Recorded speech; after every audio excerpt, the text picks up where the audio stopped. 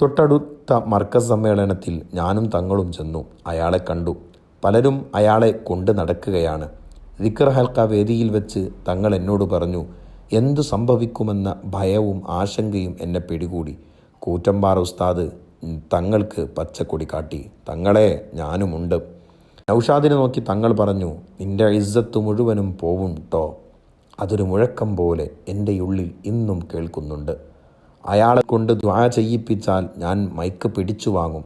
തങ്ങളിത് പറഞ്ഞപ്പോൾ കൂറ്റമ്പാറ ഉസ്താദ് പറഞ്ഞു, ഞാനുമുണ്ട് തങ്ങളുടെ കൂടെ. തങ്ങളുടെ ഇടപെടൽ ഫലം കണ്ടു. ആ വേദിയിൽ ദുആ ചെയ്തില്ല, ബൈത്ത് പാടിച്ചതുമില്ല. പലർക്കും തങ്ങൾ പറഞ്ഞതിൽ കാര്യമെന്തോ ഉണ്ടെന്ന് ബോധ്യമായി. തങ്ങൾ ധൃതിയിൽ വേദിയിൽ നിന്നിറങ്ങി പോവാൻ തിരക്കുകൂട്ടി കോഴിക്കോട് ടൗണിലെത്തി. ലൈവ് മാർഗം പ്രോഗ്രാം വീക്ഷിച്ചുകൊണ്ടാണ് യാത്ര. അമാനി എവിടെ പോയി?